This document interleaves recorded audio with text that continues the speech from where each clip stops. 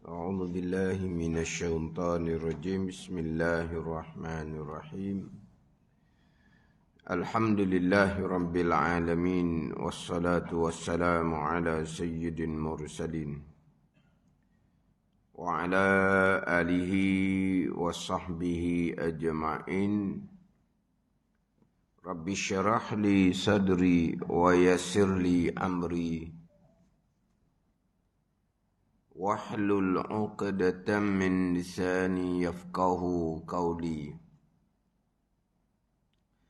سبحانك لا علم لنا إلا ما علمتنا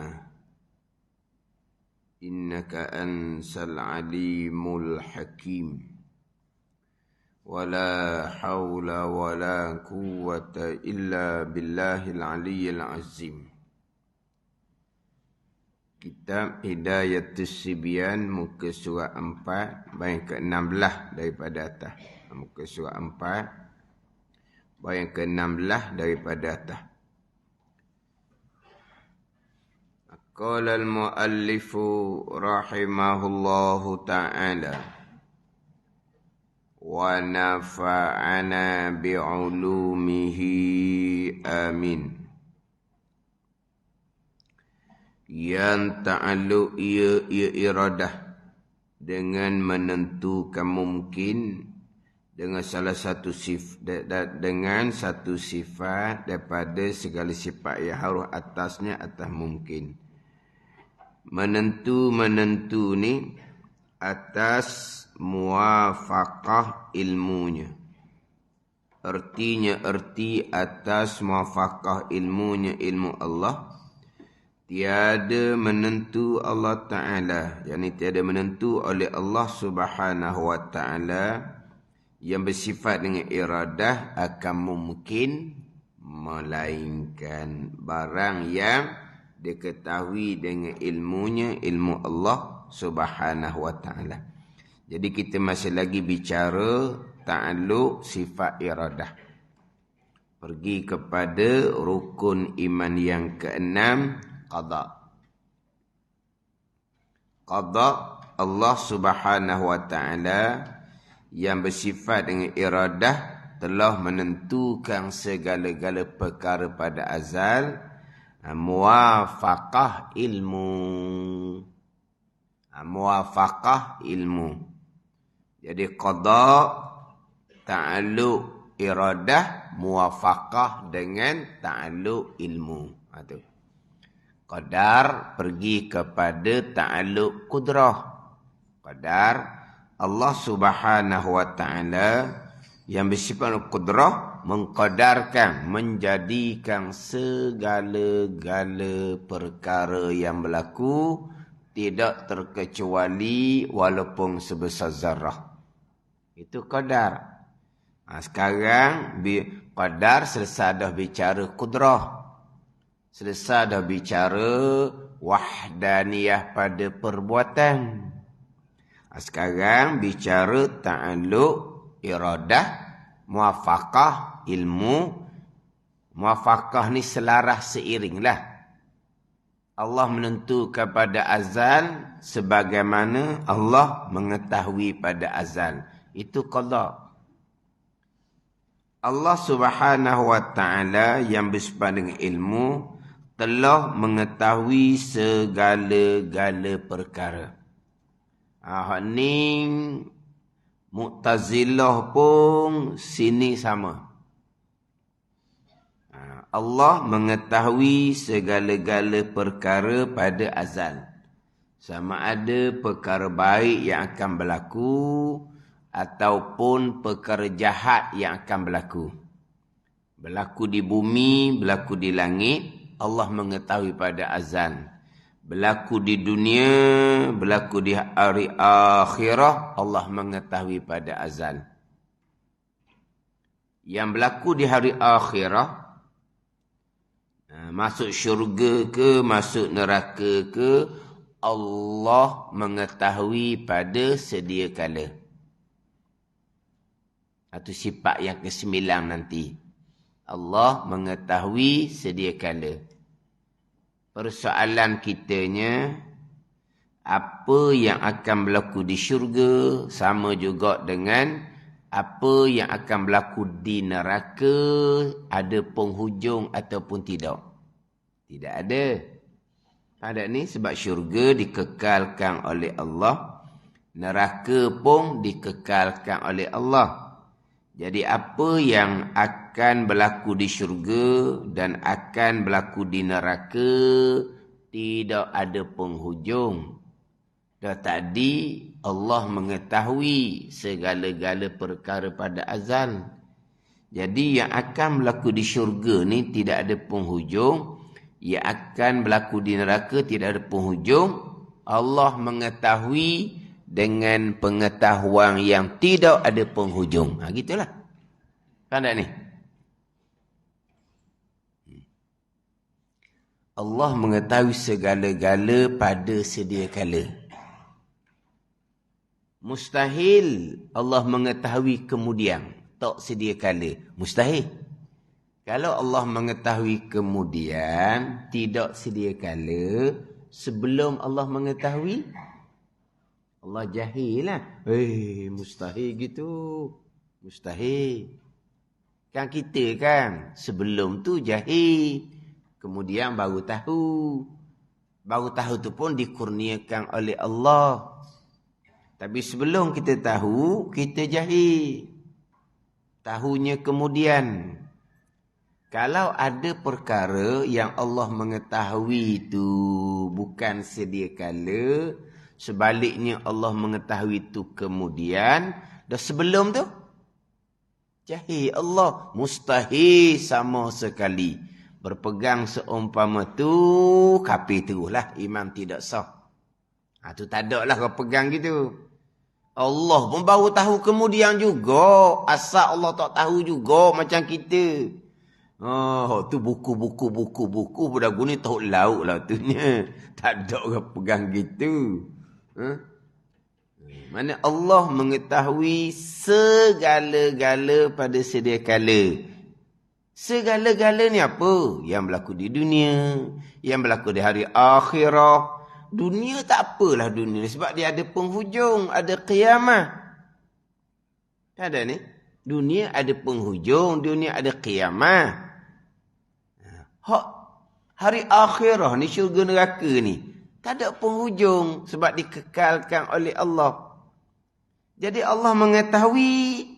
Allah mengetahui dengan pengetahuan yang tidak ada penghujung. Ini pegangan kita. Jangan kita lupalah. Sebelum kita berpegang secara tafsil, secara terperinci sifat 20, kita wajib mengetahui serta berpegang secara ijmal, secara kasar, secara ringkas. Allah Subhanahu wa ta'ala bersifat dengan sifat kesempurnaan yang tidak terhingga bilangannya. Maha suci Allah daripada sifat kekurangan yang tidak terhingga bilangannya. Dalilnya ada langit, ada bumi. Tengok. Sifat wajib bagi Allah, sifat kesempurnaan tidak terhingga bilangan. Lawan dia sifat mustahil, sifat kekurangan tidak terhingga bilangan sebab dia lawan sifat wajib.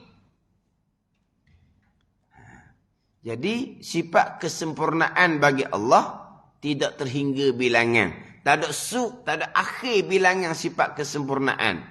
Yang mengetahui sifat kesempurnaan bagi Allah hanya Allah Subhanahu wa ta'ala jua. Nabi, malaikat pun tak tahu. Tapi sifat kesempurnaan bagi Allah tak ada penghujung. Allah mengetahui satu-satu sifat kesempurnaan bagi Allah dengan pengetahuan yang tidak ada penghujung. Itu yang wajib. Ini kita pergi pada yang haru. Mana yang haru? Yang berlaku di syurga, yang berlaku di neraka, tak ada penghujung. Allah mengetahui dengan pengetahuan tak ada penghujung. Ada ni. Itu ilmu Allah. Kemudian ahli sunnah wal jamaah. Ahli sunnah wal jamaah, Allah mengetahui pada azal perkara mungkinun yang akan berlaku, Allah menentukan pada azal. Dia muafakah dua tu. Dia berlazimang dua tu. Allah mengetahui, Allah menentu, Allah menentu, sebagaimana Allah mengetahui. Ini dua ni. Pandai ni. Jadi apabila perkara harus yang akan berlaku di syurga dan neraka, mungkinun, Allah mengetahui apa yang berlaku di syurga dan neraka tidak ada penghujung. Allah mengetahui dengan pengetahuan yang tidak ada penghujung. Allah menentukan dengan ketentuan yang tidak ada penghujung. Sama lah tu. Muafaqah ilmu ni. Ilmu mengetahui segala-gala perkara yang akan berlaku di dunia, di hari akhirah. Tapi apa yang berlaku di hari akhirah, tidak ada penghujung. Allah mengetahui dengan pengetahuan yang tidak ada penghujung. Serta Allah menentukan pada azal dengan ketentuan yang tidak ada penghujung. Ini sama dua tu. Sama antara ta'alluq ilmu, ta'alluq iradah, ta'alluq ilmu. Ada ni. Allah menentu bahagian iradah. Allah mengetahui bahagian ilmu. Apa yang akan berlaku di syurga dan neraka, tidak ada penghujung. Allah mengetahui. Allah mengetahui dengan pengetahuan tidak ada penghujung. Yang berlaku di syurga neraka tu Allah menentu ke tak? Allah menentulah. Tu qada. Oh, jadi qada Allah tidak ada penghujung. Oh, tak ada lah. Lepas tu, qadar perbuatan Allah. Apa yang akan berlaku di syurga dan neraka, siapa buat? Allah yang buat. Jadi, qadar perbuatan Allah pun tidak ada penghujung. Qadar ni bukan barang atas dunia je. Sekalian perkara. Pernah diajar? Qadar ni sekalian perkara yang berlaku di dunia. Di hari akhirah tak ada dah qadar. Ada? Pernah dengar tak orang ajar gitu? Tak ada. Mana? Sekalian perkara yang berlaku qadar. Yang berlaku tu di dunia qadar. Yang berlaku tu di hari akhirah qadar. Yang akan berlaku di hari akhirah tidak ada penghujung. Qadar pun tidak ada penghujung. Tu saja. Ada ni. Allah ni Rabbil Alamin. Allah Rabb. Dunia pun Allah Rabb. Akhirah pun Allah Rabb. Bukan Allah tuang atas dunia je. Akhirah hamba manusia menjadi tuang pula. Bukan Allah dah menjadi tuang. Dah. Ada. Ini sekalian qadar. Termasuk yang akan berlaku di hari akhirah. Yang tiada penghujung. Qadar tidak ada penghujung. Kita ahli sunnah wal jamaah yang Allah mengetahui itu perkara baik. Allah menentukan pada azal. Yang Allah mengetahui perkara jahat. Allah menentukan pada azal. Mu'tazilah tidak. Mengetahui pasti. Allah mengetahui perkara baik akan berlaku. Hamba akan beriman. Hamba akan melakukan perkara soleh. Serta Allah menentukan pada azal perkara baik. Allah mengetahui pada azal seseorang hamba akan kufur, seseorang hamba akan melakukan maksiat. Allah mengetahui. Tetap tu. Tapi Mu'tazilah, Allah tidak menentukan. Itu Mu'tazilah. Bukan ahli sunnah wal jamaah. Kita ahli sunnah wal jamaah, perkara baik, perkara jahat yang Allah mengetahui pada azal akan berlaku. Allah menentukan pada azal ianya akan berlaku. Sampai saat berlaku perkara baik, perbuatan Allah. Sampai saat berlaku perkara jahat, perbuatan Allah qadar, kudrah. Ini pegangan. Baik, jahat, qada, qadar. Kemudian kita bicara terdahulu bab perkara jahat dah lah. Lama dah tekan bab perkara jahat ni. Pergi pula kepada apabila perkara baik qada Allah, perkara jahat qada Allah, maka jelaslah bahawa qada Allah, redha Allah tidak berlaziman. Ni kita ulang balik. Perkara baik Allah qadakan, perkara jahat Allah qadakan. Oh, kalau situ kau fahamlah kitanya ahli sunnah qada Allah, redha Allah tidak berlaziman. Berbeza dengan Mu'tazilah. Mu'tazilah, apa yang Allah qadakan, Allah redha. Apa yang Allah tidak redha, Allah tidak qadakan. Dan Allah tidak redha. Kenapa Allah nak qadakan perkara yang Allah tidak redha? Oh, kalau nakak hok ni, tahu tak nakak? Magnet. Apa magnet? Tarik. Tak magnet dah. Oh, hok ni baru apa? Palu. Ada palu. Palu mana? Munasabah baru perkara yang Allah qadakan pada azal, Allah tentukan pada azal, Allah tetap putuskan pada azal, Allah redha lah. Allah yang qadakan, Allah redha lah. Tetapi kalau perkara tu Allah tidak redha, mana mungkin Allah qadakan perkara Allah tidak redha? Jangan makan ni, kita kena masuk kelas lain dah lah.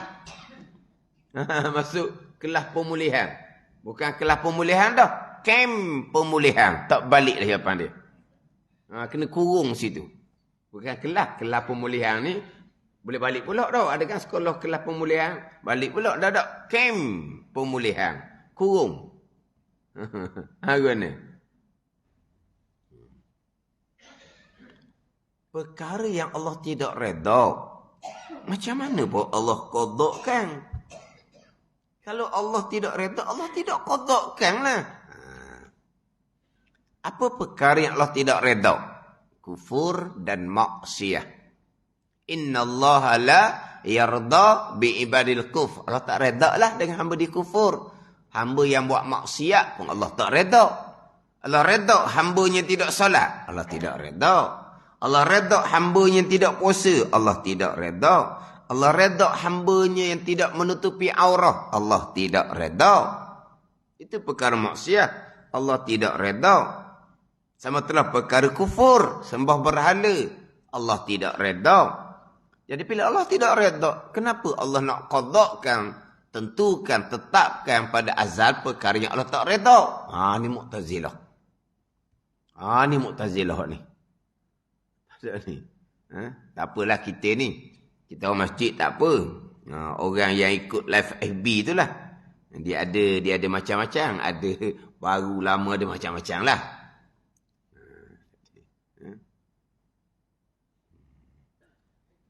Pandangan Ahlussunnah wal Jamaah. Apabila bicara seumpama ni, kadang-kadang hak pengalaman saya ni, okey dah. Okey Ustaz, okey. Baik, qada Allah, jahat qada Allah.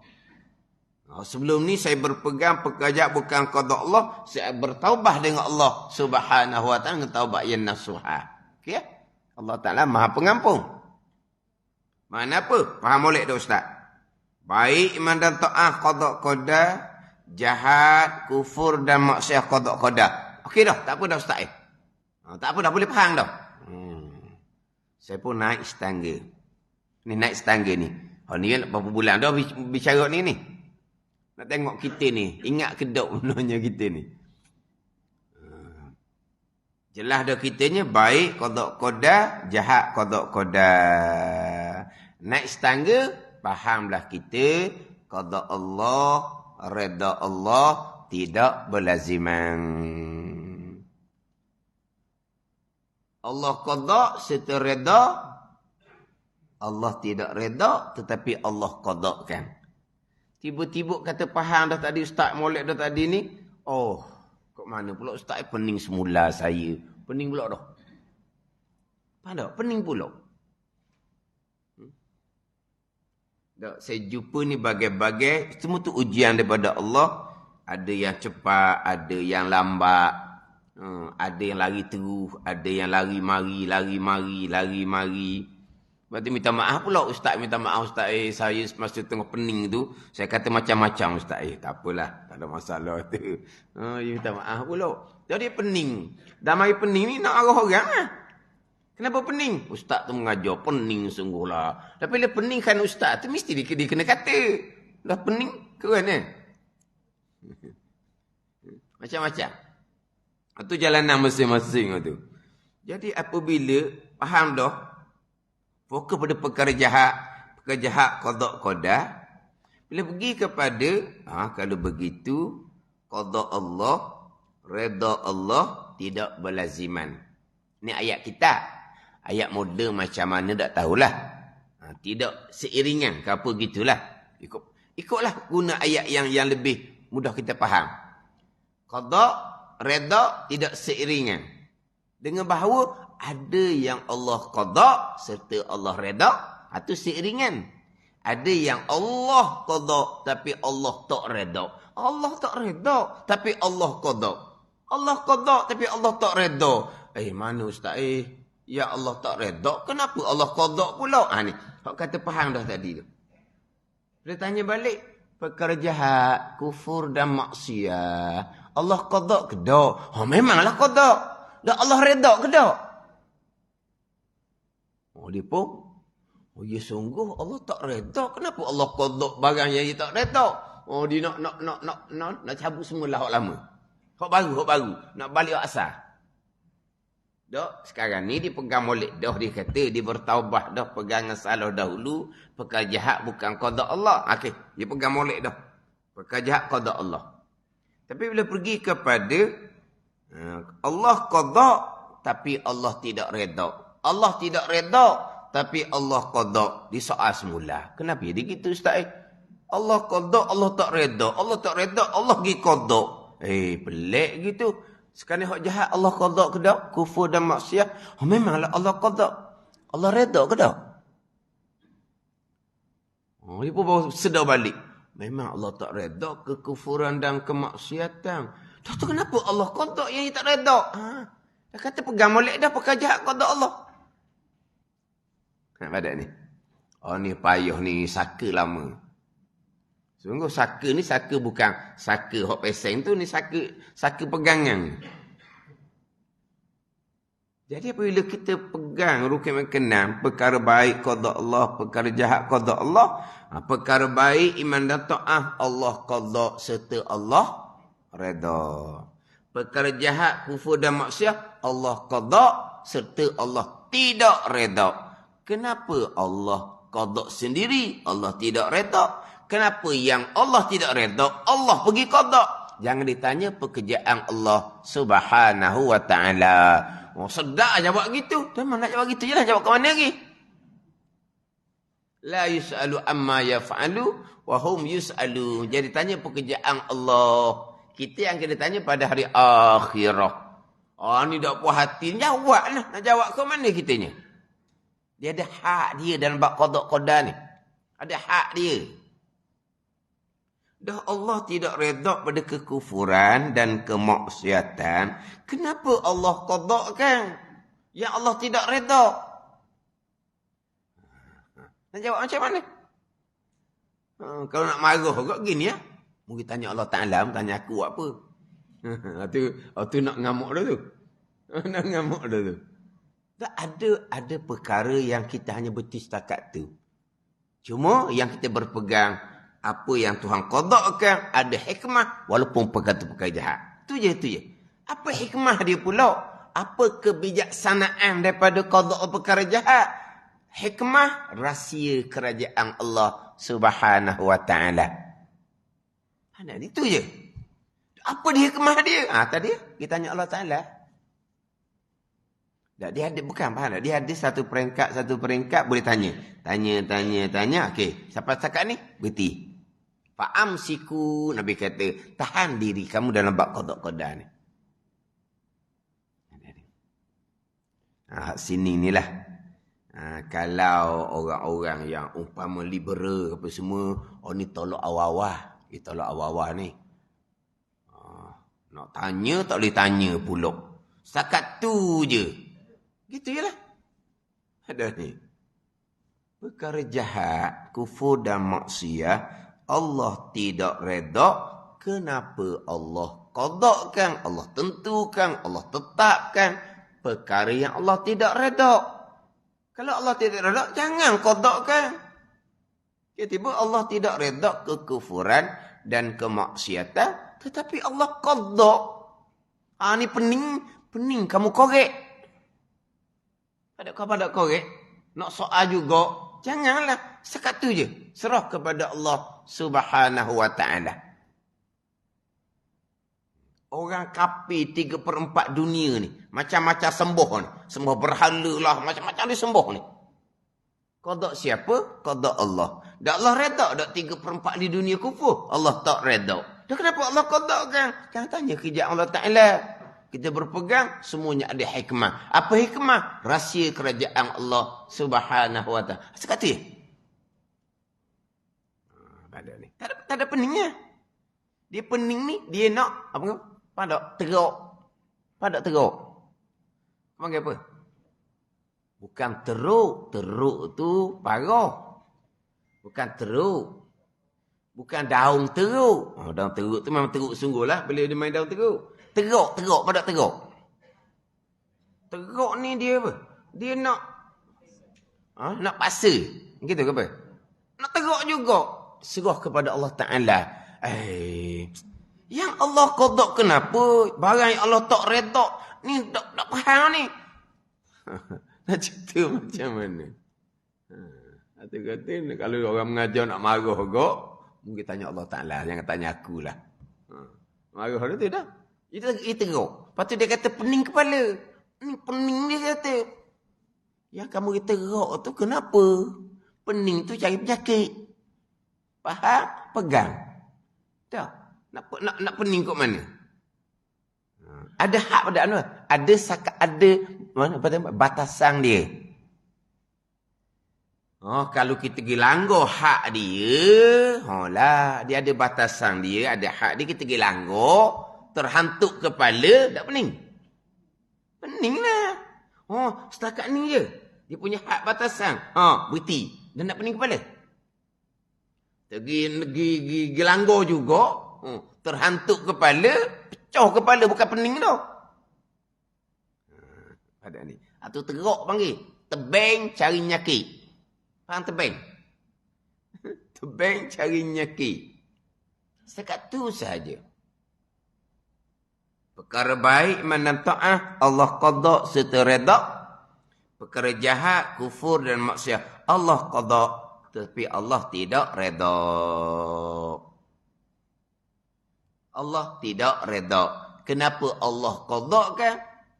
Akan perkara yang Allah tidak reda, la yus'alu amma yaf'alu wa hum yus'alun. Jangan ditanya pekerjaan Allah Ta'ala.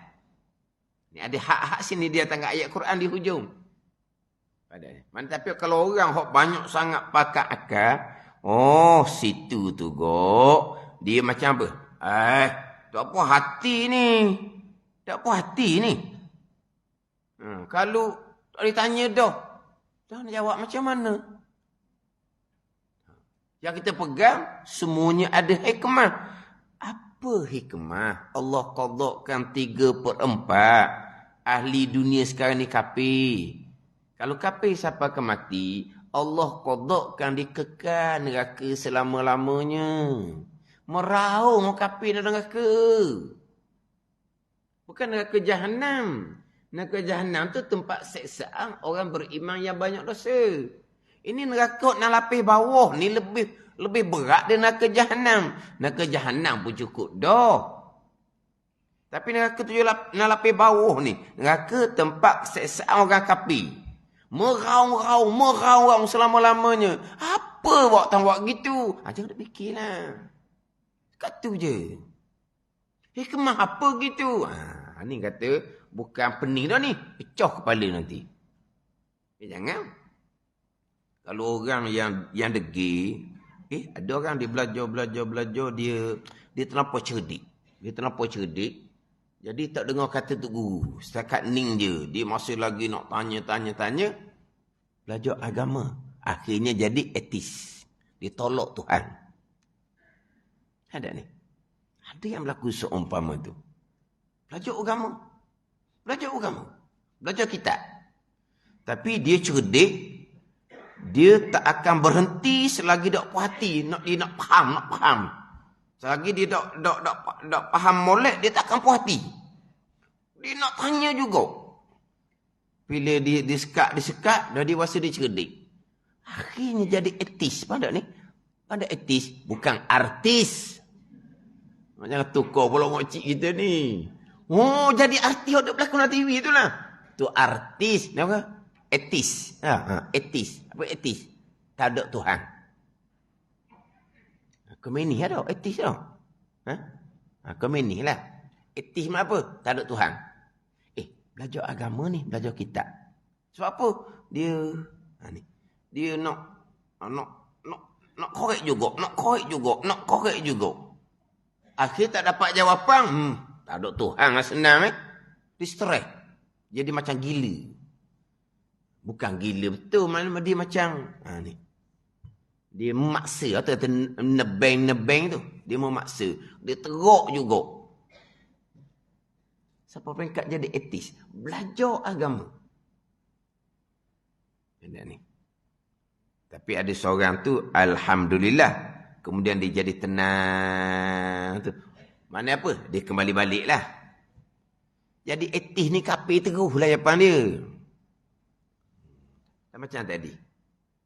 3/4 Allah qadakkan kufur sampai ke mati. Allah tak reda. Satu. Allah tak reda. Kenapa Allah qadakkan kufur 3/4 dunia? Islam 1/4 je yang Allah Ta'ala reda. Islam belum tentu lagi beriman. Beriman banyak mana tak tahulah. Yang Allah reda orang yang beriman. Radiyallahu anhum tu allazina amanu wa amilus solihat. Itu radiyallahu anhum. Telah reda Allah Ta'ala daripada mereka itu allazina amanu wa amilus solihat. Orang beriman bukan orang Islam. Islam saja Allah tak reda.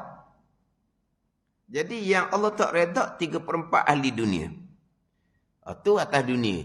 Tadilah. Dia akan diseksa selama-lamanya. Barzah tu kira dah tu. Orang kafir tu bukan dia kata neraka meraung. Barzah meraung dah. Kenapa Allah buat gitu ke dia? Dia diseksa di alam barzah. Kenapa? Kerana kufur. Kufur kenapa? Kerana qada Allah. Lepas tu? Bukan nakir dia seksa orang kafir di alam barzah. Kafir dia tu qada-qada. Lepas tu bukan nakir hukum orang kafir. Yang kafir dia qada-qada. Meraung dalam alam barzah ni. Apa hikmah dia? Jangan, sekat tu je. Tapi kita wajib berpegang. Ada hikmah belaka. Apa yang Allah qadakkan pada azal. Tu je. Macam mana orang kafir pula di alam barzah? Macam mana pula orang kafir di padang mahsyar? Macam mana orang kafir di padang mahsyar? Bayangkan. Padang mahsyar ni lebih lama daripada alam barzah. Padang mahsyar lebih lama daripada alam barzah. Lebih seksa daripada alam barzah. Orang kafir. Faham tak ni? Masuk neraka tak ada penghujung dah lah. Tapi lebih seksaan daripada mahsyar lagi dalam neraka. Selama-lamanya meraung. Selama-lamanya meraung. Apalah. Dah. Jangan tanya pekerjaan Allah Subhanahu wa ta'ala. Ada ni. Ni hak Mu'tazili lagi ni. Akhirnya, hak baik iman dan ta'ah yang Allah reda, Allah qadakkan.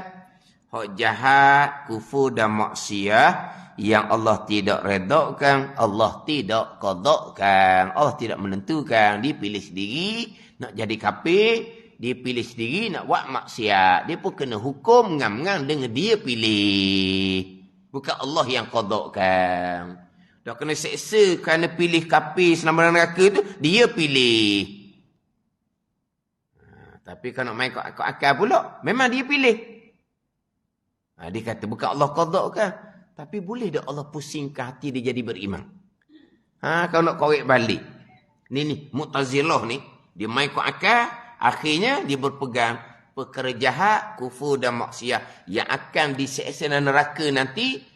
Allah tidak qadakkan. Allah tidak menentukan. Allah hanya mengetahui. Maknanya orang yang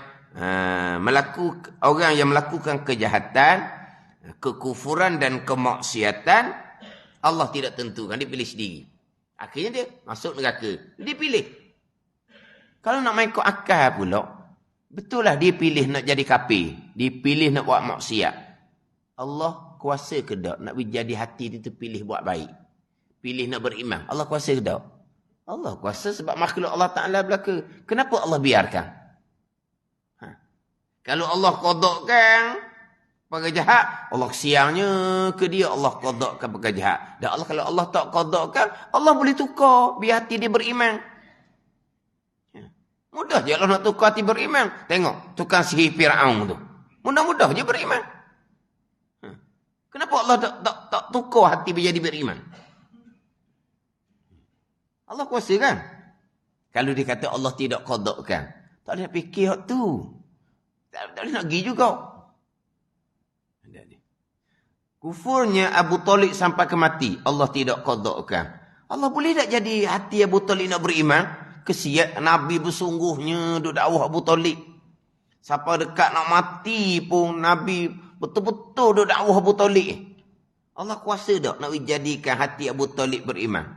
Sebab Mu'tazilah kata Allah tidak qadakkan Abu Talib itu kufur. Allah tidak qadakkan Abu Talib pilih sendiri. Dan Allah kuasa dah nak jadi dia beriman. Allah kuasa. Sama je Allah menentukan dengan Allah tidak menggunakan kuasa dia. Tak boleh fikir hak tu. Tak boleh fikir hak tu. Ini Mu'tazilah. Kalau Allah qadakkan kekufuran, dia masuk dalam neraka, zalim Allah. Jadi Allah tidak qadakkan. Manusia sendiri memilihkan kekufuran. Tapi ketika manusia pilih kekufuran yang Allah tidak qadakkan, akidah Mu'tazilah pegang gitu, Allah kuasa je nak jadikan hati dia beriman. Tapi Allah tidak gunakan kuasa. Allah biarkan dipilih jadi kafir, dan Allah pun neraka. Sama je dengan Allah qadakkan dengan Allah biarkan. Kalau main ikut akal. Ada ni? Betul kata ni tak boleh main ikut akal. Faham? Pegang. Selamalah manusia jumpa, tua muda sama je. Pening kerana dia duduk korek. Pening asalnya kerana dia pegang akidah salah.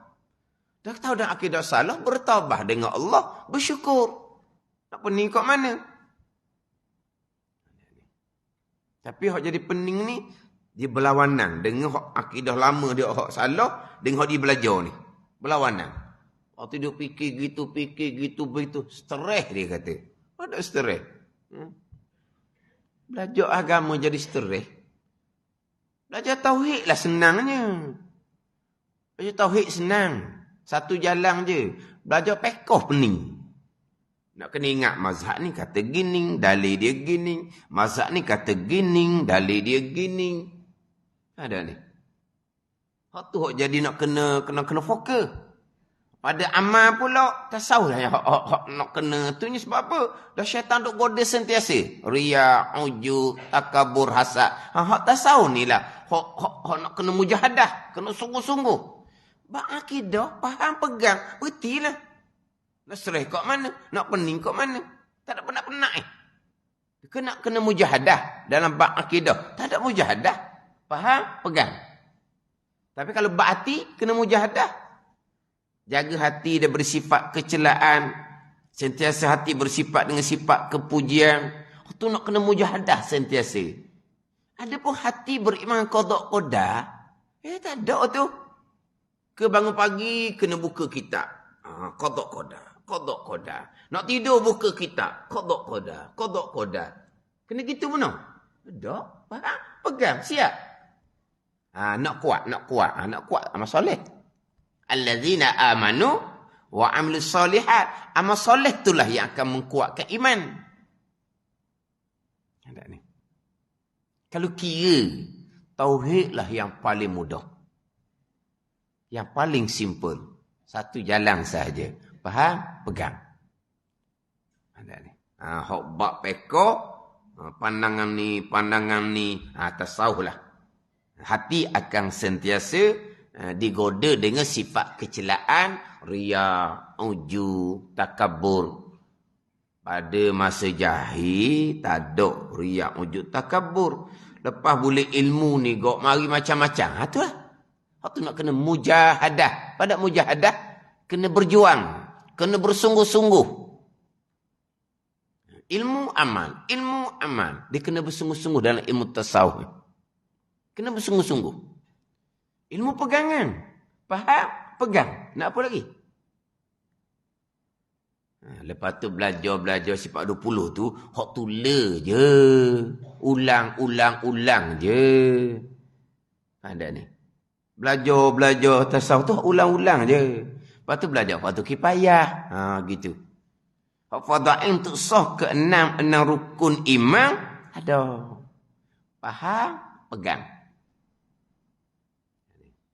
Perkara jahat yang Allah tidak redha sama sekali, Allah qadakkan pada azal. Kenapa Allah qadakkan? Perkara jahat Allah tak redha, serah kepada Allah. Ada apa kan? Sudah, berhenti. Akhirnya orang yang Allah qadakkan kufur sampai ke mati ni, Allah seksa di alam barzah, Allah seksa di padang mahsyar, Allah seksa dengan neraka selama-lamanya. Kenapa? Itu pekerjaan Allah Subhanahu wa taala, Rabbil alamin. Kita hamba yang lemah, tak layak kita nak tanya Allah Subhanahu wa taala kenapa. Sudah, selesai. Nak apa lagi? Tak ada. Itu kata bab tauhid. Tiba-tiba hak timbulnya tauhidlah jadi pening, ilmu tinggi, ilmu dalam. Ilmu tinggi, ilmu dalam kok mana? Ilmu untuk sah iman. Tinggi dalam ni ilmu fardu kifayah. Orang belajar ilmu fiqh tu. Sampai ke belah-belah tahun, puluh tahun duduk pondok. Tingginya, dalamnya dia belajar apa tu? Belajar ilmu fardu kifayahnya. Tu jadi belajarnya lama-lama tu. Ada pun ilmu untuk sah iman, tiba-tiba tinggi, dalam. Tinggi ustaz mengajar, dia kata dalam. Kodok-kodah ni, berulang kali dah saya kena. Ustaz orang tu mengajar tinggi, dia kata. Kita orang kampung tak capar, dia kata. Dalam sangat ustaz orang mengajar. Tak capar kita orang kampung. Ustaz orang mengajar apa? Mengajar maqam aulia. Mengajar bab kodok-kodah. Tinggi dalam orang kapung tak capar, dia kata. Siang kau kapung, dia kata. Tak capar orang kapung. Bukan orang kapung, hok cakap tu lah. Orang kapung relax je. Hok cakap tu. Dia kata kita tanya kawan-kawan kita. Hok kawan-kawan hok selevel dengan dia lah. Hok setahap dengan dia. Dia ada geruk dia tu. Geruk hok kerah pedal. Ada geruk kerah pedal. Dia adalah mana-mana masjid ni. Grup kerah pedal. Belajar tak penuh mana. Sembang banyak. Orang mengajar dia sembang. Dia grup dia. Grup kerah pedal. Allah jinnya itu payah. Ya orang mengajar dia sembang. Payah. Dia sembang. Payah. Dia bersembang. Dia kalau bersembang. Hak mudah pula faham. So kata payah. Ke macam mana? Kita payah, kita bersembang. Mudah faham kan? Orang kalau payah ni, kawan dia, nak fokus ni payah ni. Lepas gitu tau. Ni hak payah, dia bersembang pula. Lepas tu dia kata payah, lepas tu dia sembang pula. Lepas tu dia kata payah. Ni kerah pedai. Ni hak pala haliang ni. Pala haliang. Dalam masjid, pala haliang ni. Jenis ni. Gangster apa cerita bang beli? Gangster apa? Kampung apa? Ada cerita bang beli tu. Gangster kampung apa tu? Adalah. Gangster. Samsing kampung dusun. Bukan gangster tau. Samsing kampung dusun. Ni di masjid banyak ni. Samsing kampung dusun ni. Kat ni duduk tepek dinding. Di sini tempat Samsing ni kampung dusun. Tulis dinding. Bila itu tempat lain pula. Ni Samsing kampung dusun. Payah dia buah pula. Apa tu? Orang duk hok payah tu lah. Kosek je dia marah. Apa? Ni kena fokus molek mu sembang apa? Tahu dah payah. Payah tu bagi dia. Orang yang ada asas sedikit sebanyak, tak ada. Tak ada. Tenang je belajar. Faham? Pegang. Faham? Pegang. Tak ada apa. Jom. Hak kata payah, kemudian Allah beri ilmu ke dia, memang dia mengaku. Sangat mudah. Semua boleh kata gitu. Bila faham, memang kata mudah. Tapi, ada ilmu yang memang payah. Payah, alhamdulillah dia faham. Dia pun kata, ni memang payah ni. Kena fokus molek. Tapi dalam bab akidah ni dia kata payah. Dia pun faham. Alhamdulillah, sebenarnya mudah. Tak ada payah.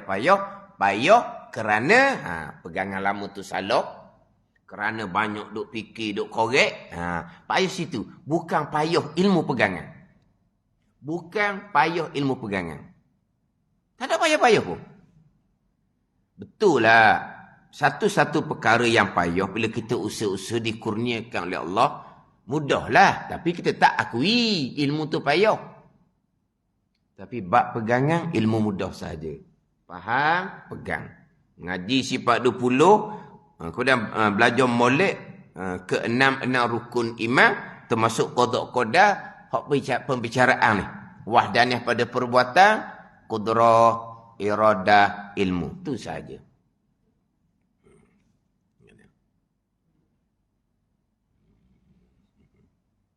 Memang ada hak dia. Siapa tangga ni, dia kadang-kadang bab qada-qada ni, kalau kita dengan tutup guru hak agak tegas sikit, kita korek tanya je, berubah lalu muka dia. Kalau tutup guru ni tegas. Kita tanya, dah? Kenapa Allah qadakkan perkara jahat yang Allah tidak reda? Tanya tu. Tanya nak faham. Tapi kalau tubuhnya ni tegah, nampak lalu dah air muka dia. Berubah. Cara bercakap pun jadi kerah lah. Cara cakap dia kerah lah. Kalau tanya pula, apa kemah yang Allah qadakkan kafir tu, Allah bakar dalam neraka selama-lama, meraung selama. Apa bendanya gitu? Oh, kalau tanya gitu, dia perambak lah barangkali. Perambak lah. Pada ni. Sebab dia ada hak yang mana kalau lebih-lebih ni, ni salah dah. Tak kena dah ni. Hak ni jadi masalah ni. Dia nak melampaui batas. Melampaui hak atau masalah. Hak mula-mulanya dia tak boleh nak terima perkara jahat qada-qada. Lepas dia terima, dia soal pula. Mula-mula dia nak terima.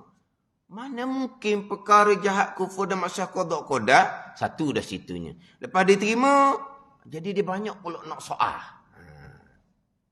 Macam mana? Ayo. Kita faham, pegang, serah kepada Allah Subhanahu wa taala. Hak dia belaka.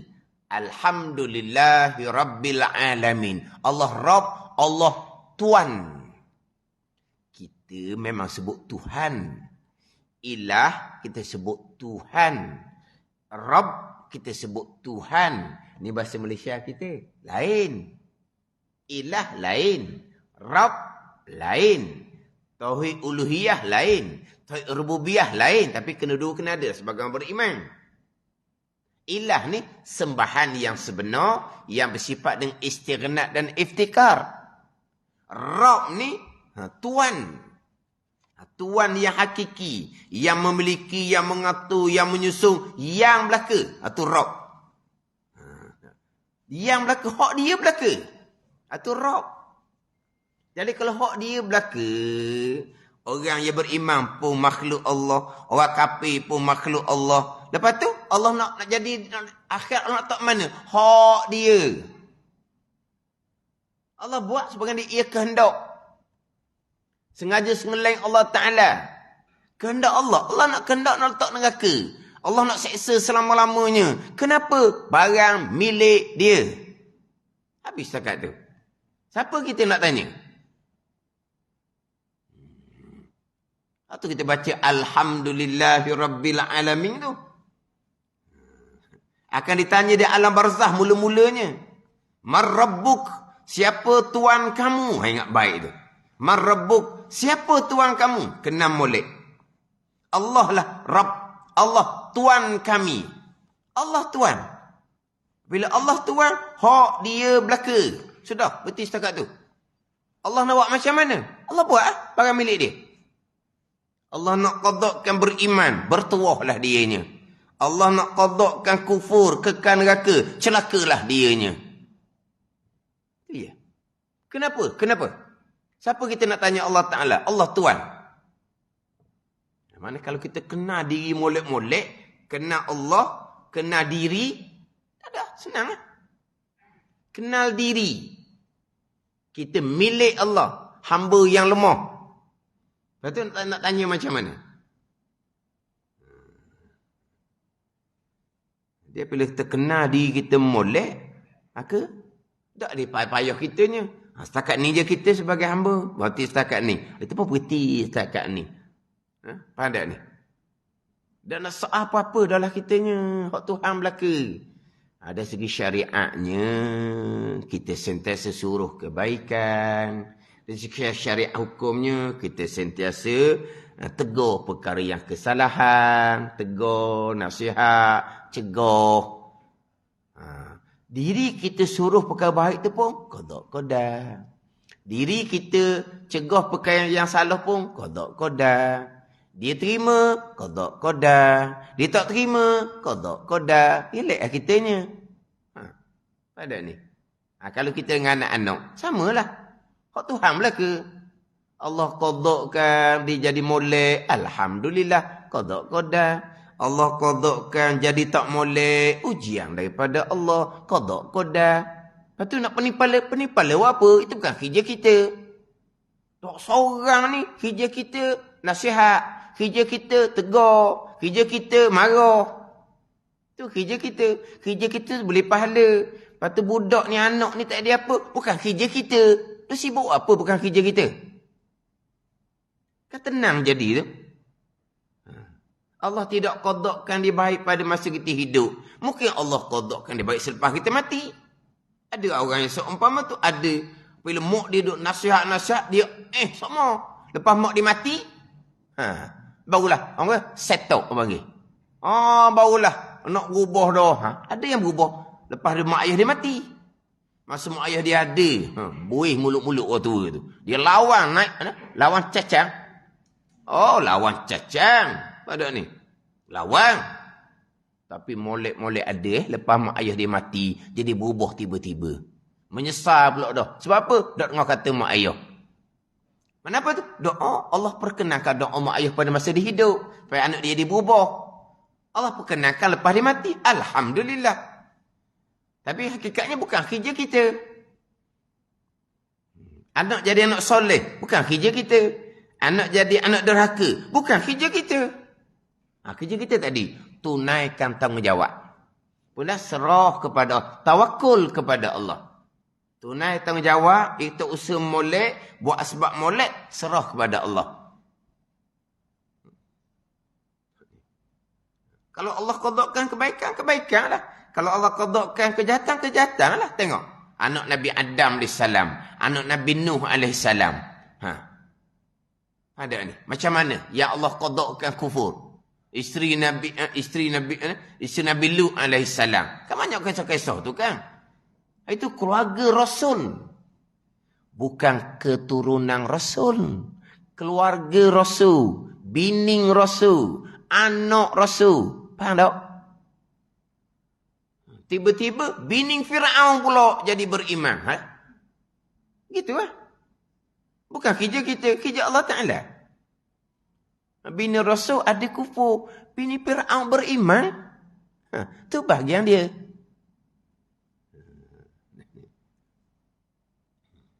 Hak syariat, jalan syariat macam biasa. Apa yang akan berlaku? Allah Rabb, Allah Tuan. Allah yang memiliki segala-gala. Allah qada, Allah buat ikut qada Allah Subhanahu wa ta'ala. Sesat. Cuma kita bahagian belajarnya, kita belajar faham begini. Kalau hak agak lambat sikit faham, ujian daripada Allah. Cepat faham, ujian daripada Allah. Kita belajar sekejap aje. Sombong pula dah jadi. Yelah, hak lambat faham ujian. Yang cepat faham pun ujian. Sebab dunia ni tempat ujian. Dunia tempat ujian. Nak dapat nikmat balasan senang selama-lamanya di hari akhirat bermula dengan alam barzah. Alam barzah tak ada ujian dah. Sama ada dapat kebun syurga ataupun lubang neraka. Dunia tempat ujian. Cuma kita syariat kita atur anak-anak kita macam mana bab pegangan. Jadi saya bicara ta'alluq iradah ni memang kadang-kadang berulang balik. Dah ni cerita bab qada Allah, redha Allah. Sebulan lepas dah rasanya. Nak masuk bicara bab hamba wajib redha akan sayang qada Allah, termasuk qada yang jahat. Pada ni. Hari tu bulan berapa? Ta'alluq iradah bulan 5 dah. Kita pun habis bulan 5 lah. Bulan 5 lah kita dah. Bulan 5. Permulaan bicara ta'alluq iradah. Kita pun habis bulan 5 juga.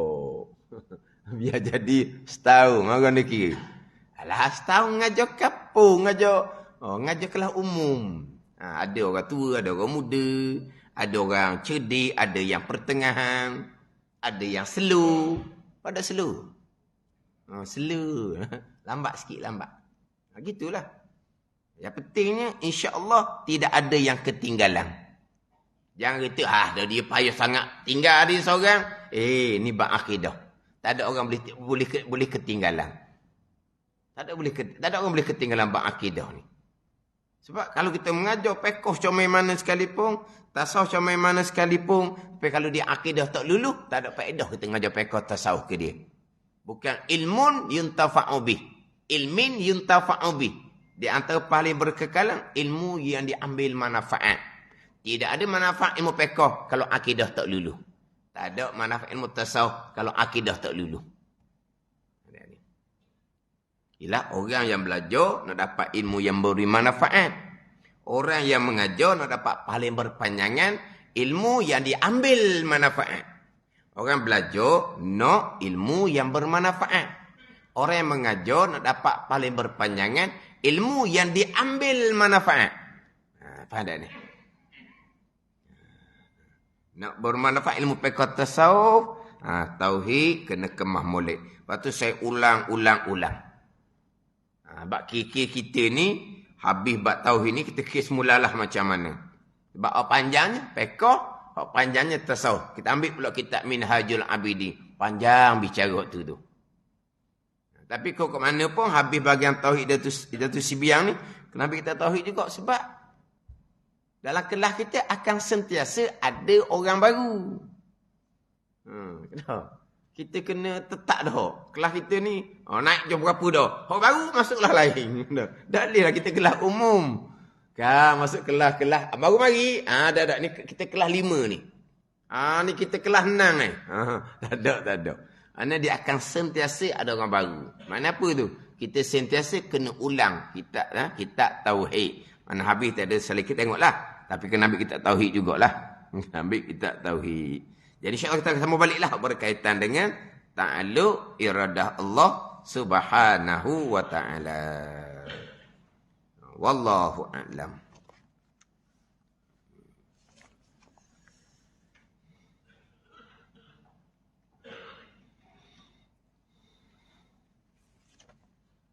Ini kitab Hidayatus Sibyan, muka surat 19.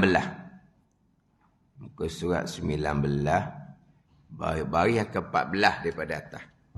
Baris yang ke-14 daripada atas.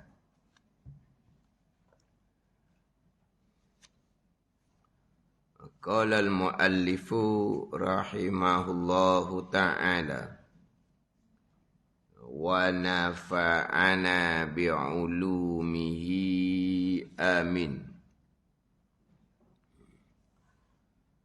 Dan tiada harus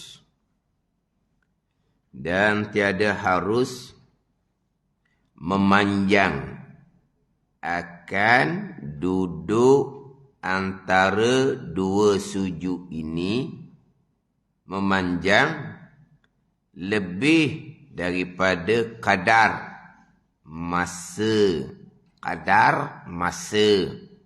sekurang-kurang tahiyah.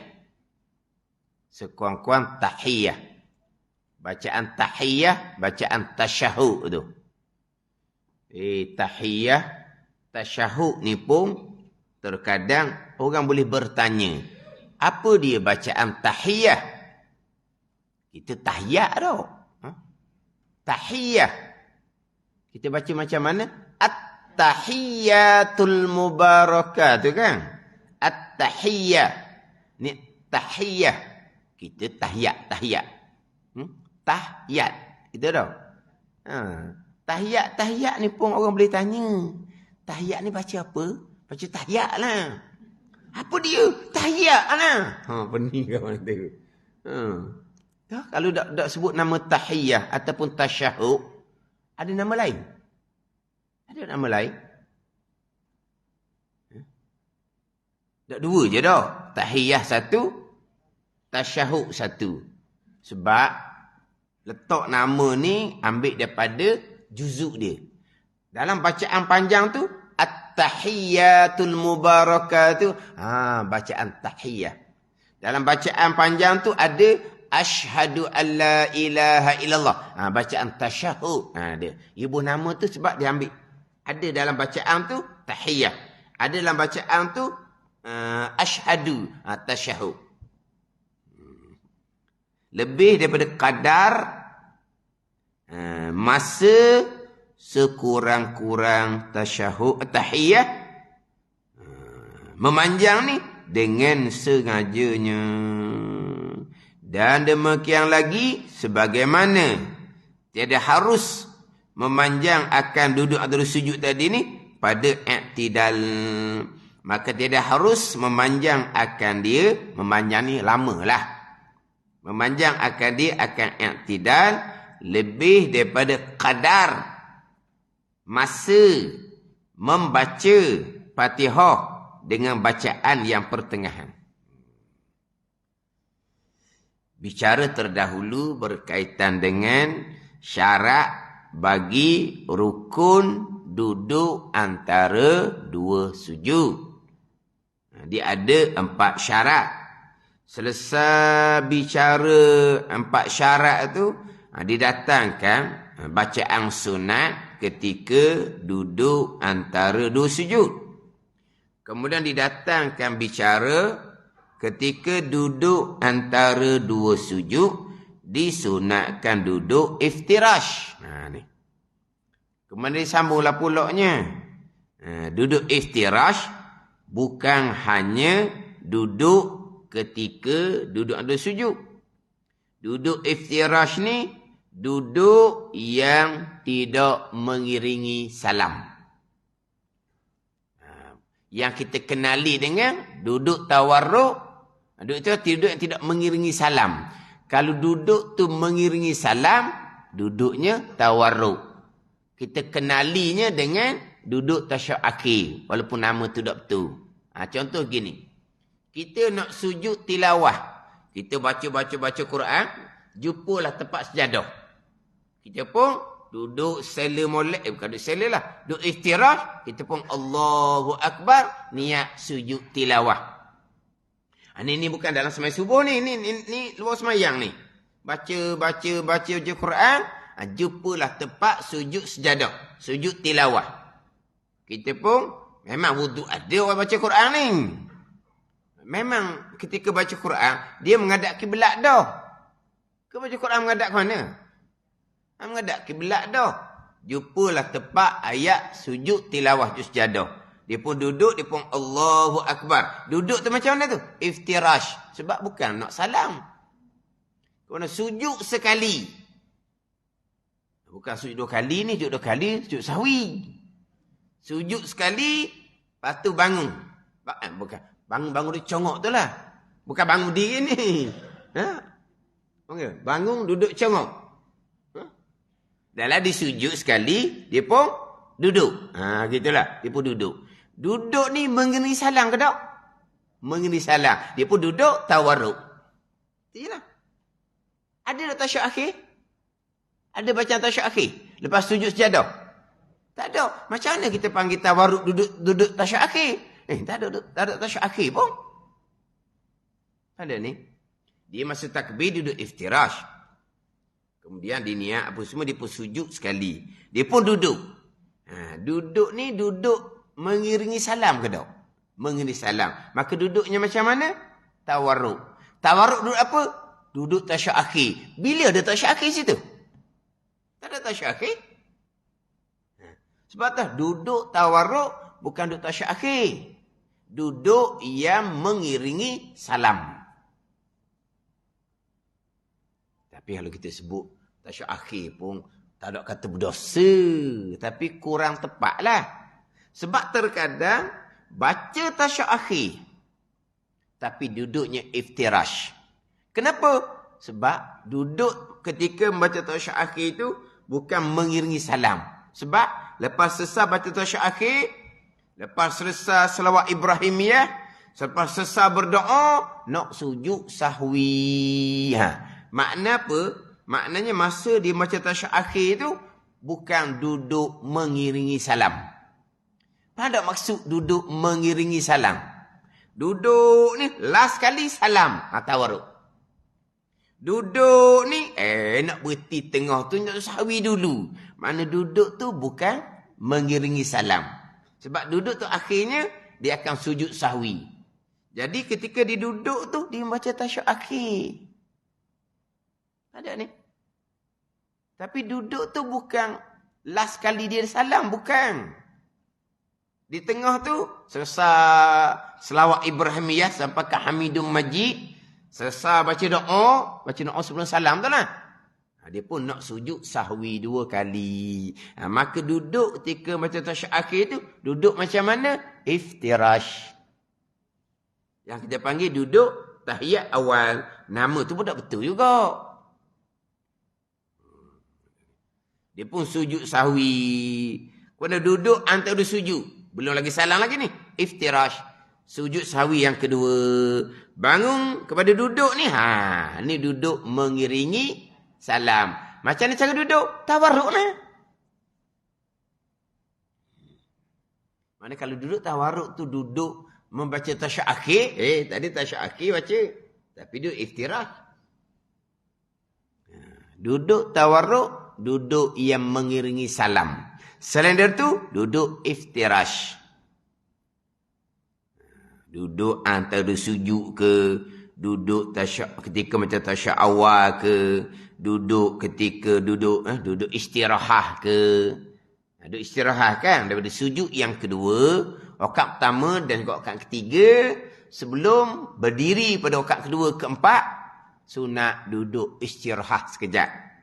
Duduk macam mana? Duduk iftirash. Kan sujud rakaat pertama, lepas sujud kedua, nak bangkit pada rakaat kedua. Rakaat yang ketiga. Sujud yang kedua rakaat ketiga, nak bangkit pada rakaat keempat. Dia bangkit itu, dia berhenti sekejap. Duduk istirahat. Rehat siap situ. Pandai ni. Macam mana cara duduk? Duduk iftirash. Sebab itu bukan duduk mengiringi salam. Jadi kebanyakan duduknya duduk iftirash. Termasuk bicara duduk antara 2 sujud. Duduk sunat hai'ahnya iftirash. Ini bicara orang sehat belaka ni. Kalau dia tak boleh nak duduk, dia kena bersela, dia kena berlunjuk, buat sekadar mampu. Ada ni.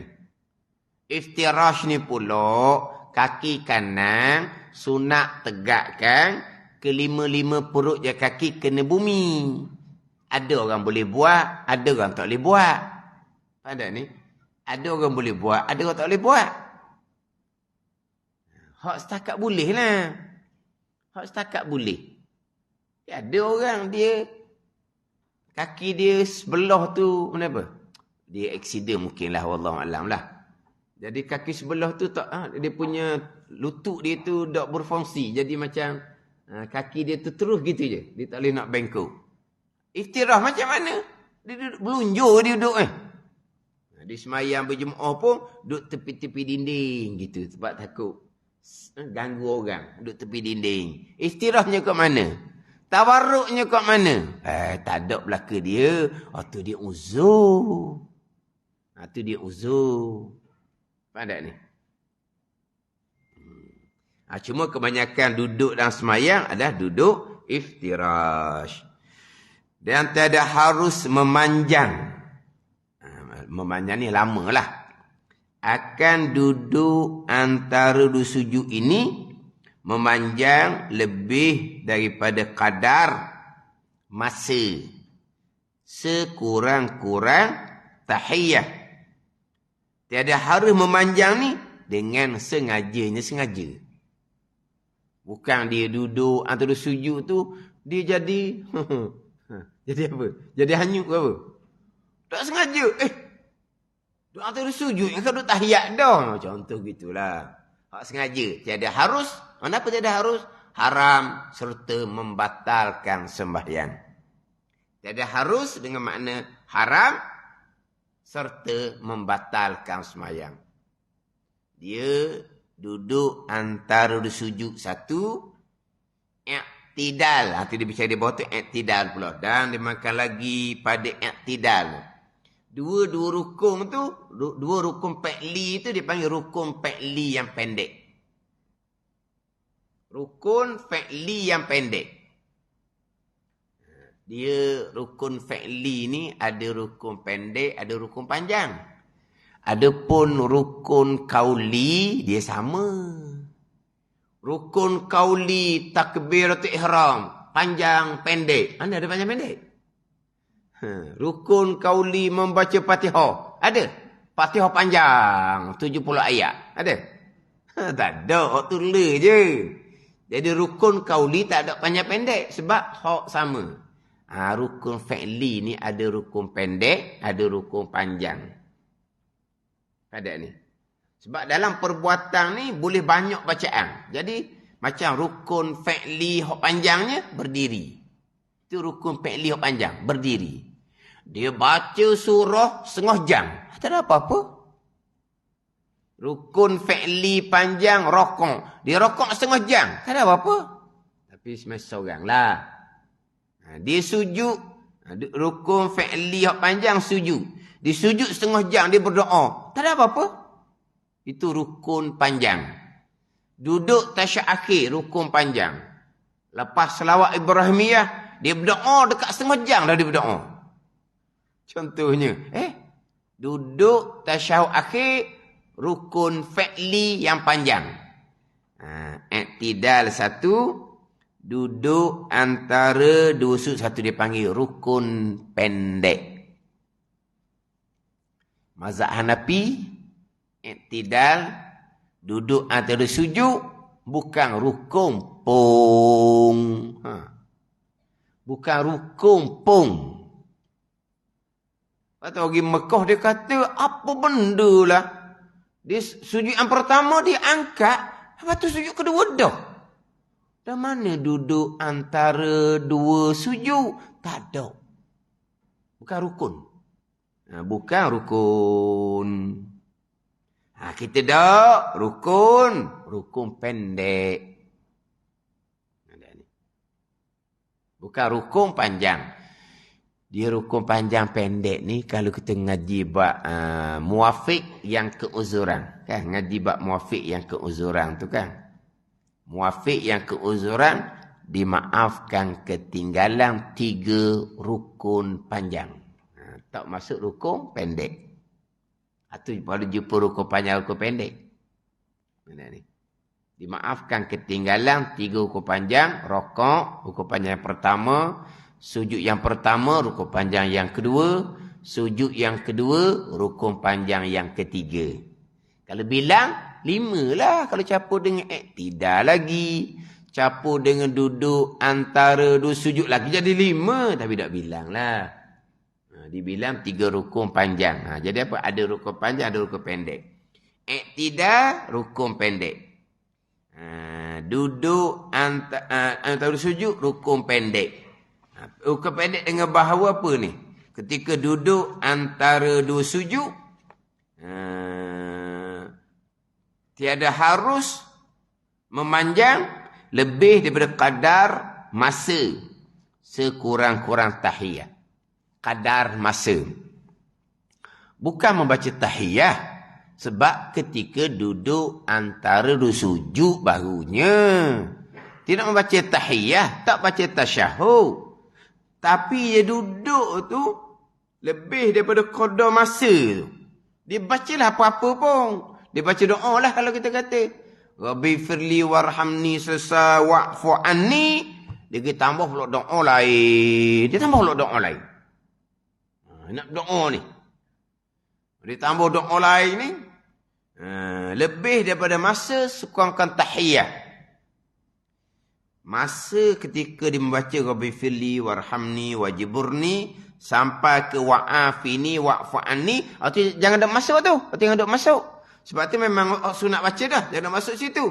Lepas habis bacaan sunat ni, dia pergi baca bacaan doa yang lain. Contoh, dia baca-baca doa yang lain ni lebih daripada kadar masa sekurang-kurang tahiyat. Maka batal sembahyang dia. Kadar masa sekurang-kurang tahiyat. Kadar masa sekurang-kurang tahiyat. Sekurang-kurang tahiyat tu mana pula? Sekurang-kurang tahiyat. Sekurang-kurang tahiyat tu macam mana? Ada pula sekurang-kurang tahiyat. Dia bacaan tahiyat. Manalah kitab kita? Di bawah tu. Di bawah tu kan. Faslun. Bermula tahiyat akhir itu 7 syarat. Kemudian didatangkan bacaan tahiyat. Dibaca bacaan tahiyat ni hak sempurna ni, bukan hak sekurang-kurang. Hak sempurna. Mana sekurang-kurang? Kurang tahiyat ni. Ni. Hak saya baca ni hak sekurang-kurang. Hak dia baca sama-sama tu, hak tu hak comel. Sekurang-kurang. Sekurang tahiyat. At-tahiyyatu lillah. Tu. Al-mubarakatus salawatut tayyibatu tu sunat hay'ah. Bukan rukun qauli. Kalau tasyahud awal bukan sunat ab'ad. Tasyahud awal sunat ab'ad. Tasyahud akhir rukun qauli. Jadi ketika membaca tasyahud awal, ketika membaca tasyahud akhir, kita akan bacalah al-mubarakatus salawatut tayyibatu. Kita baca kan? Itu bukan sunat ab'ad ketika baca tasyahud awal, dan itu bukan rukun qauli ketika baca tasyahud akhir. Ianya sunat hay'ah. Tapi jangan tinggallah. Baca tetap baca, tapi itu bukan sunat ab'ad tasyahud awal dan bukan rukun qauli tasyahud akhir. Al-mubarakatus salawatut tayyibatu sunat hay'ah. Hak tasyahudnya apa? Sekurang-kurang. At-tahiyyatu lillah. Salamun alaika. Kita baca dengan as-salamu. Kita masuk alif lam. Kalau alif lam kita tak baca, salamun alaika dengan tanwin. Kita tambah alif lam, sunat hay'ah. Mana kita ni? Boleh beza tak? Mana hak sunat ab'ad, rukun qauli dengan sunat hay'ah? Kita baca assalamu alaika. Assalamu alaina. Alif lam tu semua sunat hay'ah. Hak rukunnya salamun alaika ayyuhan nabiyyu wa rahmatullahi wa barakatuh. Salamun alaina wa ala ibadillahis salihin. Ashhadu an la ilaha illallah wa anna Muhammadar Rasulullah. Kita kata wa ashhadu anna Muhammadar Rasulullah. Ashhadu yang kedua sunat hai'ah. Sekurang-kurangnya wa anna Muhammadar Rasulullah. Itu dia. Ke cadang nak tinggal dah. Tahu sunat. Tak ada nak tinggal. Tapi nak ceritalah mana sunat ab'ad, rukun qauli, mana sunat hai'ah. Jadi, saya baca dulu sekurang tasyahud. Masa dia panjang mana? At-tahiyyatu lillah, salamun alaika ayyuhan nabiyyu wa rahmatullahi wa barakatuh, salamun alaina wa ala ibadillahis salihin, asyhadu an la ilaha illallah wa anna Muhammadar Rasulullah. Tu koda masa dia.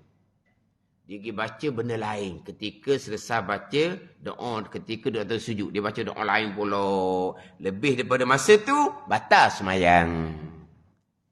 Itu ialah. Masa sekurang-kurang tahiyah. Masa sekurang-kurang tasyahud. Mana sekurang-kurang?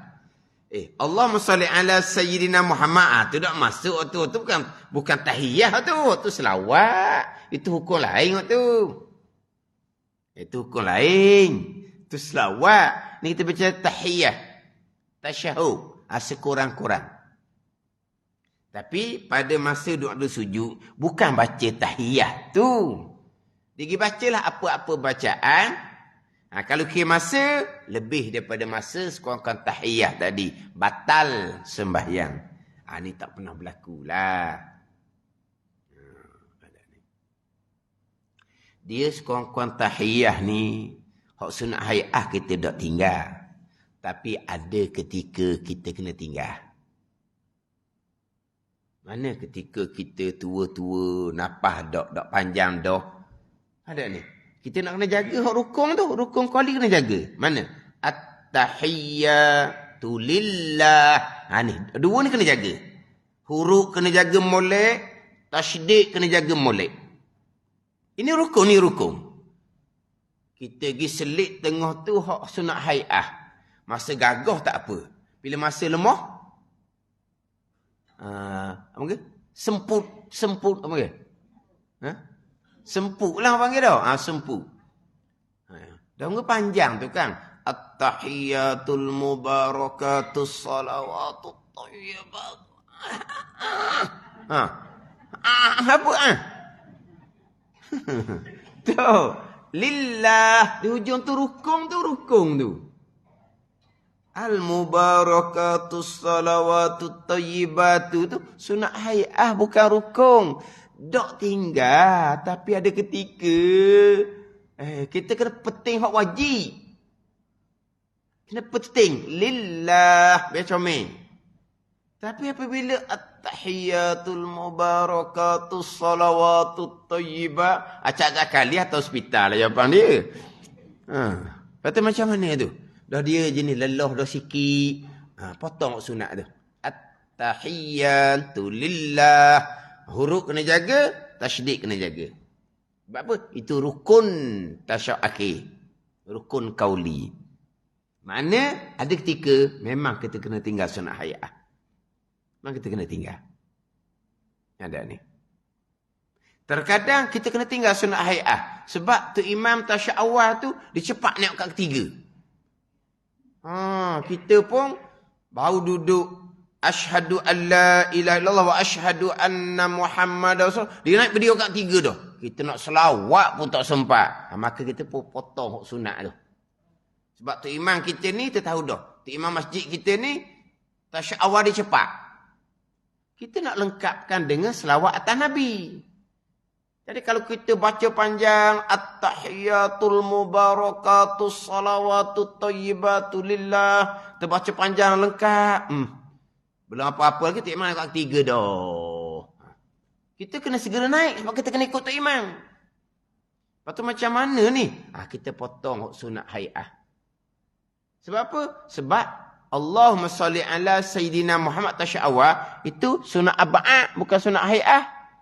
Jadi kita nak jaga sunat ab'ad, sunat hay'ah tengah tu, tasyahud tu kita potong. Mana ada ketika kita kena potong? Sunat hay'ah tu bukan sengaja nak potong. Ada ketika kita kena potong. Sebab kita nak utama hak sunat ab'ad. Terutama sekalinya, nak utamakan hak rukun qauli tasyahud akhir. Dan dimakan lagi pada i'tidal. Wallahu a'lam.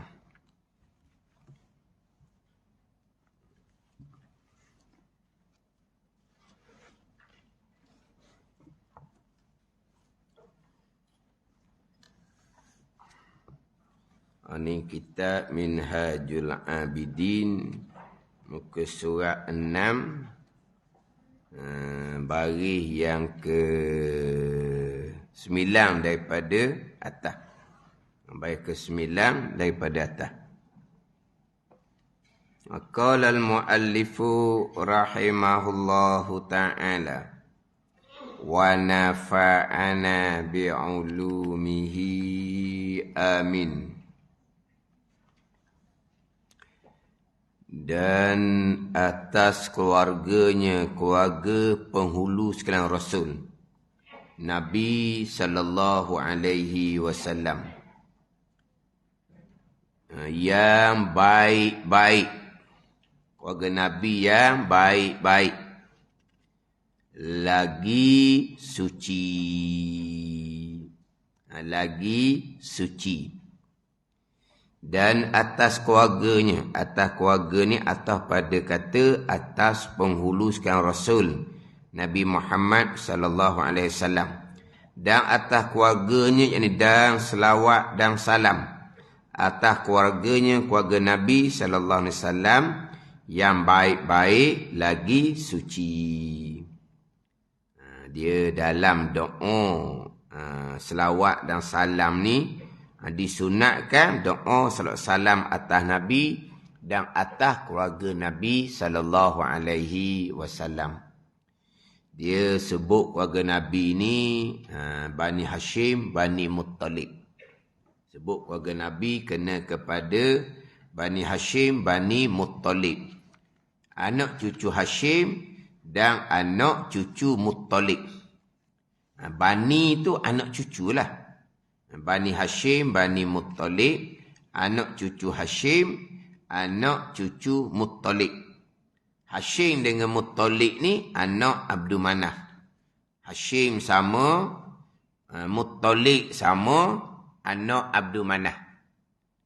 Jadi Nabi sallallahu alaihi wasallam Bani Hashim. Imam Syafi'i rahimahullah Bani Muttalib. Nabi sallallahu alaihi wasallam Bani Hashim, bukan Bani Muttalib. Toki Nabi kan Abdul Muttalib, bukan ditoki Nabi ni. Dia Hashim ayah kepada toki Nabi. Ayah kepada Abdul Muttalib. Tok Nyang. Abdul Muttalib toki. Ini Hashim tok Nyang. Abdul Manaf tok Nyung gitu. Jangan suka gitulah kalau logat Terengganu. Kalau logat Terengganu lah. Kalau logat buku, kalau bahasa buku. Abdul Muttalib datuk. Ayah dia datuk. Moyang. Datuk, moyang, lepas moyang. Jangan tak ada gitu nak naik lagi ni.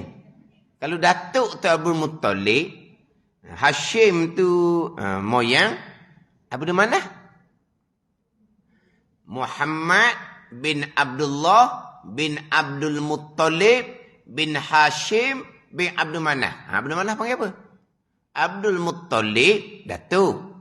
Hashim moyang. Abdul Manaf?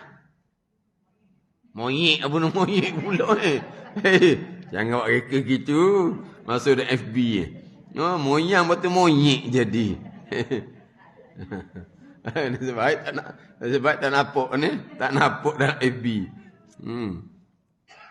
Kita Abdul Muttalib tu Tok Ki. Hashim tu Tok Nyang. Abdul Manaf tu Tok Nyung. Kita gitulah. Tok Ki, Tok Nyang, Tok Nyung. Benar tu.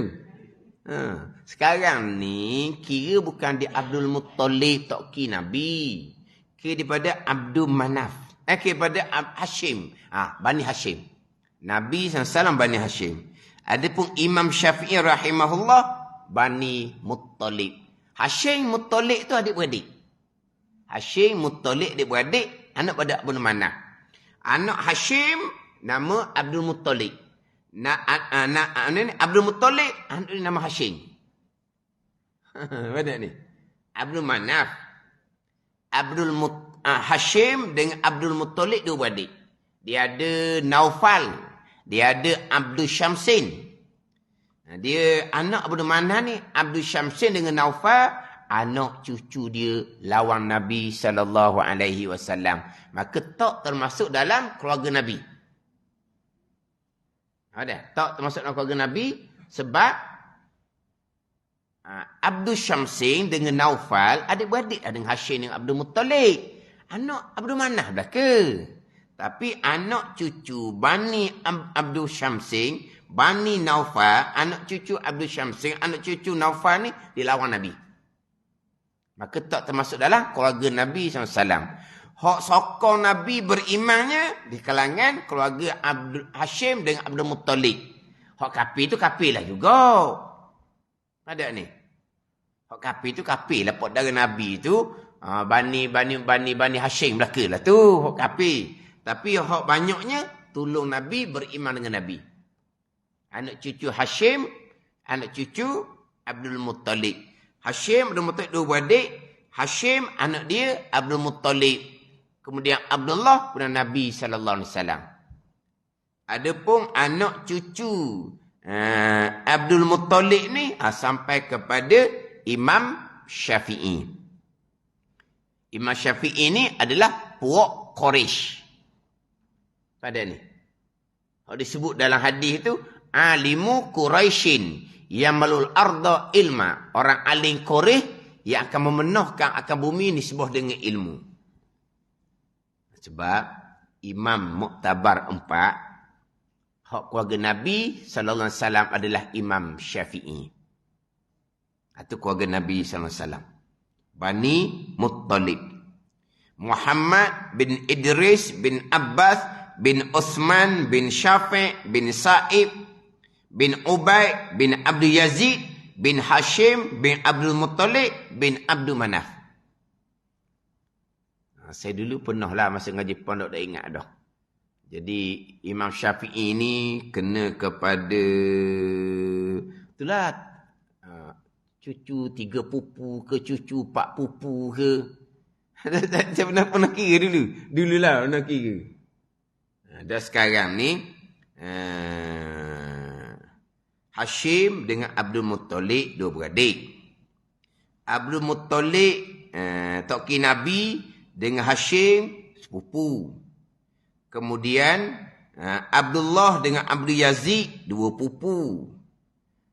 Kemudian Nabi Muhammad SAW dengan Ubaid 3 pupu.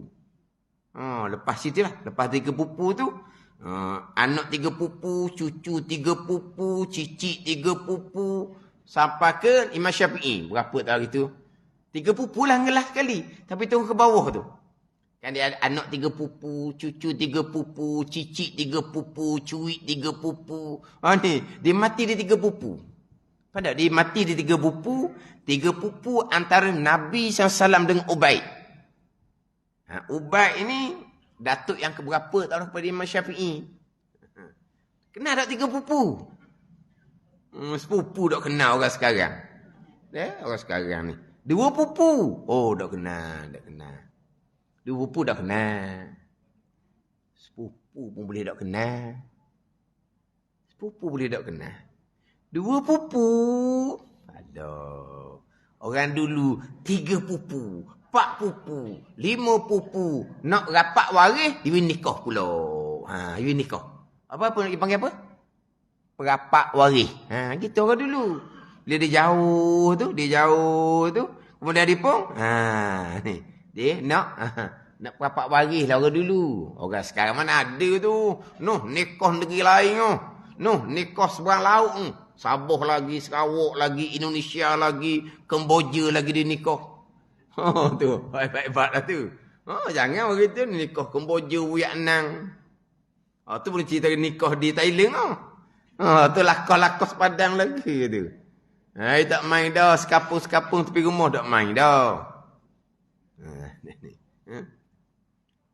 Jadi Imam Syafi'i ni, dia keturunan Nabi SAW. Nama Imam Syafi'i Muhammad bin Idris. Yelah, kita ni kadang-kadang orang dia nak main kita je. Dia nak permain kita. Kamu pekoh bermazhab Syafi'i? Ya. Apa nama Imam Syafi'i? Nama Imam Syafi'i, Imam Syafi'i lah. Itu gelaran. Nama sebenar. Orang kapung kan? Terpinggir-pinggir orang kapung. Itulah. Ikut Imam Syafi'i. Nama Imam Syafi'i pun tak tahu. Dia main kita pula dah, Ini ada orang jenis sombong. Orang yang berilmu tapi sombong. Dia mempermainkan orang kapung. Imam Syafi'i itu nama dah. Imam Syafi'i itu nama dah bagi dia. Itu bukan nama gelaran. Nama Muhammad. Mudah je. Imam Ghazali pun sama juga bukan nama. Namanya Muhammad. Tapi Imam Ghazali mudah. Muhammad bin Muhammad bin Muhammad. Itu Imam Ghazali. Tulis nama awak Muhammad. Ayah awak Muhammad. Ayah awak Muhammad. Tu Muhammad awak. Ayah awak Muhammad. Balah dia tukang tulis kan. Dah. Nama dia Muhammad. Ayah Muhammad. Ayah Muhammad. Budak ni Muhammad tu nama awak. Ayah nama apa? Muhammad. Bening. Toki saya pun Muhammad boleh tahu dah. Muhammad bin Muhammad. Itu Imam Ghazali mudah. Imam Syafi'i ini Muhammad bin Idris bin Abbas bin Uthman bin Syafi' bin Sa'ib. Syafi'. Syafi' tu moyang Imam Syafi'i. Kenapa Imam Syafi'i bangsa pada moyang dia? Sebab Syafi', Sa'id dua beranak sahabat Nabi SAW masuk Islam pada peperangan Badar. Jadi Muhammad bin Idris ni dia letak gelaran dia kepada moyang dia, sahabat Nabi. Di situ. Syafi' bin Sa'id. Syafi' bin Sa'id dua beranak ni Islam pada hari Badar. Faham? Jadi Imam Syafi'i keluarga Nabi SAW. Bani Hashim dan Bani Muttalib. Setengah pandangan bila pergi kepada bicara doa, keluarga Nabi ni bukan hanya Bani Hashim, Bani Muttalib, bukan keluarga Nabi ni kena kepada tiap-tiap orang yang beriman. Siapa? Kullu mu'minin, tiap-tiap yang beriman. Keluarga Nabi ketika kita berdoa. Ini berdoa lah di sini. Dia keluarga Nabi, Bani Hashim, Bani Muttalib ni ketika membicarakan mereka yang tidak boleh terima zakat. Bani Hashim, Bani Muttalib, keluarga Nabi, iaitu Bani Hashim, Bani Muttalib. Mereka yang ada bahagian khumusul khumus. 1/5 daripada 1/5 daripada rampasan perang. 1/5 daripada 1/5. Mana apa? 4/100. 1/5 daripada 100 jadi 20. 1/5 daripada 20 jadi 4. Jadi khumusul khumus 1/5 daripada 1/5 4/100. Daripada harta rampasan perang dibahagi kepada keluarga Nabi sallallahu alaihi wasallam, mana? Bani Hashim dan Bani Muttalib. Adapun ketika berdoa, keluarga Nabi kena bertiap-tiap orang yang beriman. Badan ni. Sebab ada hadis da'if. Nabi bersabda, Alu Muhammadin kullu taqiyin. Alu Muhammadin kullu taqiyin. Keluarga Nabi Muhammad ni tiap-tiap yang bertakwa. Paling rendah, taqi anisyirki. Terpelihara daripada menyekutukan Allah dengan bahu mentauhid dan beriman dengan Allah. Itu termasuk di dalam keluarga Nabi SAW ketika berdoa. Tapi asal keluarga Nabi-nya adalah Bani Hashim, Bani Muttalib. Itu hak asal. Yang mana kita dituntut doa kepada Nabi SAW dan keluarga Nabi SAW. Qulu Allahumma salli ala Muhammad wa ali Muhammad. Kata olehmu, ya Allah berilah kerahmatan atas Nabi Muhammad sallallahu alaihi wasallam dan atas keluarga Nabi Muhammad sallallahu. Dan kita berdoa atas keluarga Nabi sallallahu ni ketika tasyahud akhir termasuk di dalam sunat ab'ad, bukan sunat hay'ah. Bukan mazhab Hambali, selawat atas keluarga Nabi selepas tasyahud akhir wajib dibaca, bukan sunat. Kita tasyahud akhir rukun qauli. Allahumma salli ala sayyidina Muhammad, sunat rukun qauli, wa ala ali Muhammad, sunat ab'ad.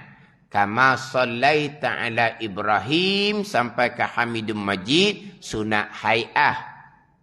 Selawat Ibrahimiyah tu sunat hay'ah. Tapi mazhab Hambali tidak.